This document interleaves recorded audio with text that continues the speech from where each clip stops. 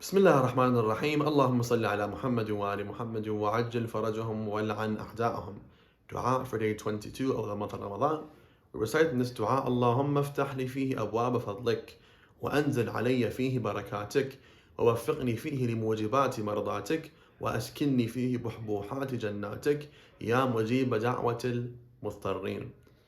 We'll focus inshallah on the third line of this dua, in which we ask from Allah subhanahu wa ta'ala to give us the tawfiq to act upon those things that give us His satisfaction.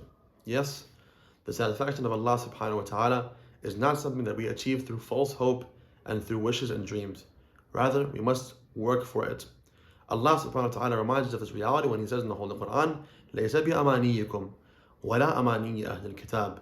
It is not about your wishes, nor about the wishes and dreams of the people of the book, that you wish to go to heaven just through wishes and dreams. Rather, مَن يَعْمَلْ سُوءًا يُجْزَ بِهِ.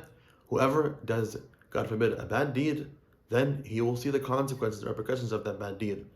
Then Allah subhanahu wa ta'ala continues and says, وَمَن يَعْمَلْ مِنَ الصَّالِحَاتِ مِن ذَكَرٍ أَوْ أُنثَى وَهُوَ مُؤْمِنٌ فَأُولَٰئِكَ يَدْخُلُونَ الْجَنَّةَ وَلَا يُظْلَمُونَ نَقِيرًا. And whoever amongst the believers, whoever acts upon good deeds and does righteous deeds while being a believer, while being a mu'min, either they are female or male, then they will enter the heaven and they will not be oppressed at all. Meaning, entering heaven and seeking Allah's satisfaction is not something that we get through wishes, but rather it requires actions and the pure and right intentions. Now, why is satisfaction of Allah subhanahu wa ta'ala?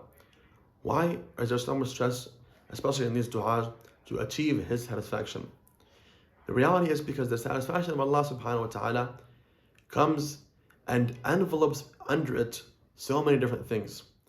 The satisfaction of Allah subhanahu wa ta'ala means you're successful in this world and in the afterlife. If Allah is pleased with you and how you run your life and your daily routine and how you interact with others and so on and so forth, that means you are on the path for nothing but goodness, that you will see what's best in this world and in the afterlife.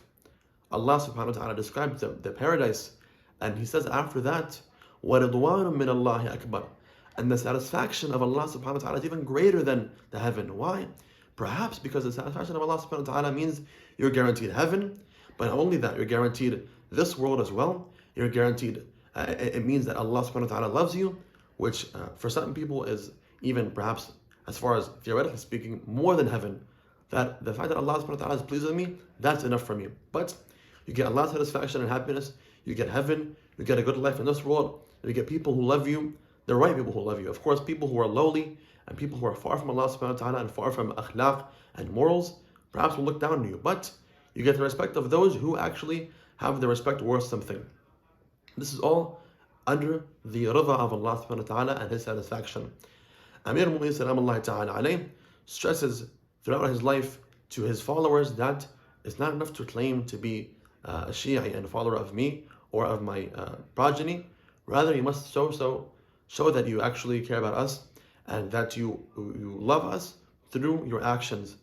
Amīr-il-Mu'minīn salamullahi ta'ala alayhi was nothing but action and purest of intentions and the best of actions throughout his life.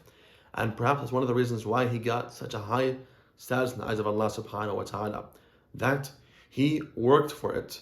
That he did not just sit down and say, I'm Amīr-il-Mu'minīn, I'm a chosen Imam. Rather, his whole life was jihad, whether it was from worshipping Allah subhanahu wa ta'ala throughout the night, or fasting throughout the day, or defending Islam in the wars, and so on and so forth. His life was full of pleasing Allah subhanahu wa ta'ala and working for His sake. And we, inshallah, will have the tawfiq to do so by the right of these nights of Qadr and of the month of Ramadan, and by the dua and intercession of the Imam himself, inshallah. Wassalamu alaikum wa rahmatullahi wa barakatuh.